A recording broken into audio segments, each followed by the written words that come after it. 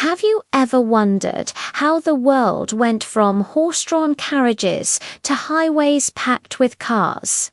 It wasn't just an invention, it was a revolution, and at its heart was a man who didn't invent the car, but put the world on wheels. This is the story of Henry Ford. Our story begins on a warm summer day, July 30th, 1863, in the quiet countryside of Greenfield Township, Michigan. A boy named Henry Ford was born to William and Mary Ford, owners of a modest farm. While his father hoped Henry would one day take over the family land, the young boy's heart wasn't in the soil. It was captured by something else entirely: machines. As a child, Henry was endlessly curious. He loved taking things apart: watches, toys, even bits of farm equipment, just to see how they worked. This wasn't just a hobby, it was an obsession. By the time he was a teenager, the people in his village knew who to go to when their watches stopped ticking. They'd bring their broken timepieces to young Henry, and he'd skillfully repair them.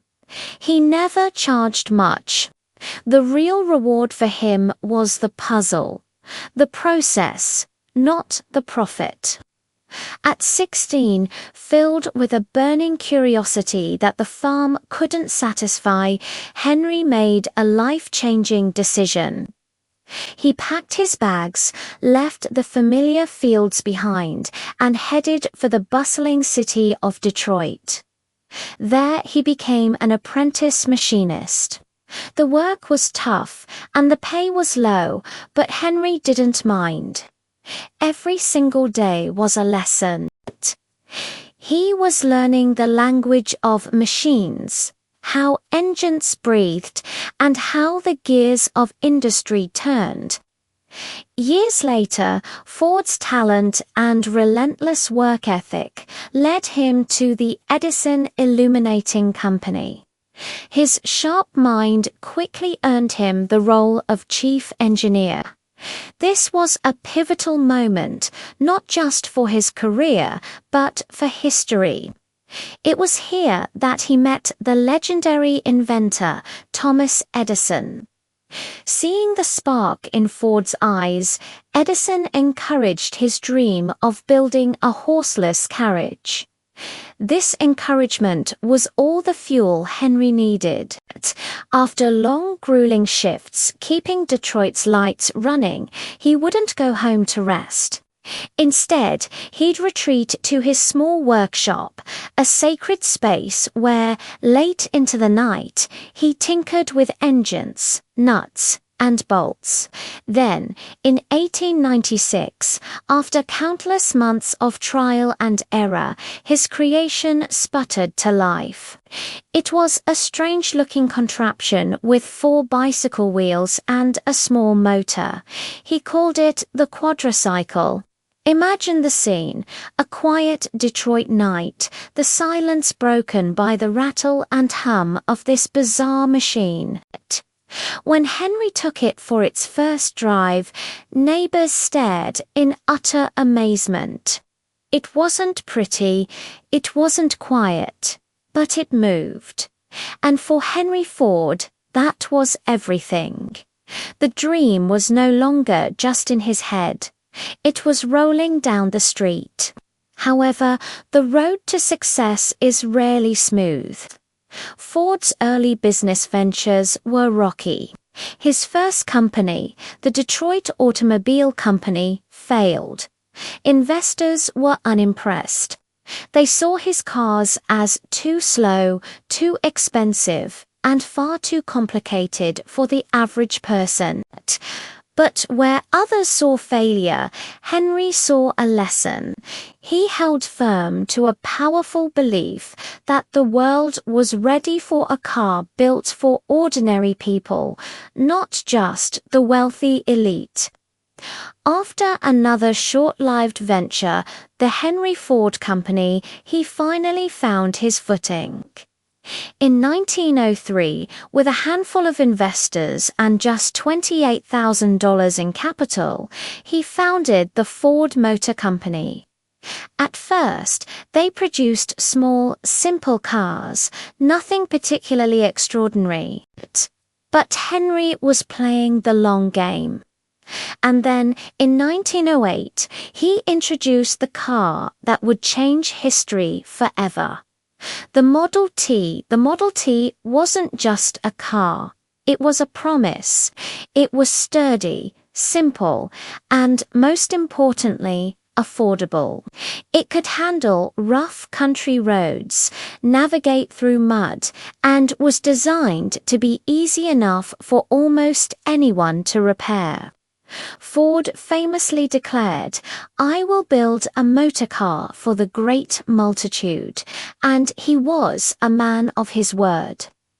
To make this dream a reality, he did something absolutely revolutionary. In 1913, he introduced the moving assembly line. This was a stroke of genius. Instead of having workers move around a stationary car, the car chassis would move past them on a conveyor belt. Each worker performed one specific, repetitive task. This single innovation was transformative. It slashed the time to build a car from over 12 hours down to about 90 minutes. The efficiency gains were staggering. Because he could build cars so quickly, Ford could sell the Model T at an astonishingly low price, eventually dropping to just $260. Suddenly, owning a car was no longer a distant dream for the American middle class. It was a tangible reality. By the 1920s, an incredible statistic emerged. Half of all cars in the entire world were Ford Model Ts. But Ford wasn't just changing how cars were built. He was changing how people lived and worked. In 1914, he made an announcement that sent shockwaves through the industrial world: a $5 workday. He essentially doubled his employees' pay overnight. His critics and competitors called him crazy. But Ford had a bigger vision.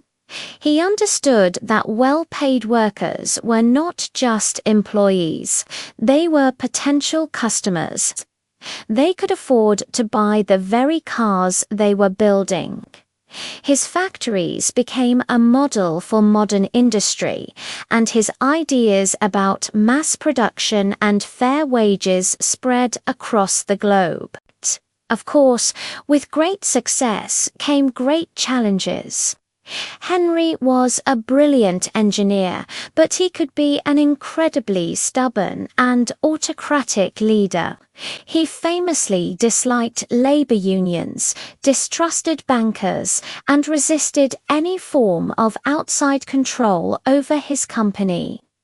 His relationship with his only son, Edsel, was particularly complex. Edsel became president of the company in 1918, but Henry often overruled his decisions, creating a constant tension between them, a difficult mix of fatherly love and professional conflict. Edsel's early death in 1943 was a devastating blow that broke Henry's heart. During both World Wars, the Ford factories, which had once mass-produced cars for peace, were retooled to produce military vehicles and airplanes. This was a complex turn for Henry, who had once been a passionate pacifist. The 1930s also brought criticism for some of his controversial personal opinions and harsh management practices. Yet, despite these complexities, his monumental contributions to industrial progress were undeniable. By the time he finally stepped back from leadership, the Ford Motor Company had grown from a small workshop into one of the largest and most powerful corporations in the world. Millions of families owned cars because of his singular, unwavering dream. On April 7, 1947, at his beloved Fair Lane estate in Dearborn, Michigan, Henry Ford passed away quietly at the age of 83. In a final, poignant twist of irony, a nearby river had flooded that rainy night, causing a power outage. The man who had once worked for Thomas Edison, the man who had lit up Detroit with his industry, died by candlelight. At the time of his death, Ford's fortune was immense, estimated at around $1.2 billion, which would be equivalent to somewhere between $15 to $20 billion today. But much of it was tied to his company and his philanthropic foundations, ensuring his legacy would live on. Henry Ford left behind more than just a company. He reshaped the modern world. He didn't invent the automobile, but he did something arguably more important. He made it accessible to everyone. He turned a luxury item for the rich into a fundamental part of everyday life. Our roads, our cities, our suburbs, and our entire global economy grew and transformed because of his vision. Even today, decades later, every time an engine starts and wheels roll onto a highway, a part of Henry Ford's dream is still moving us forward. Thank you so much for joining us on this journey through the life of a true industrial titan. If you enjoyed this story, please give this video a thumbs up. And don't forget to subscribe and hit that notification bell so you won't miss our next exploration into history. See you in the next video.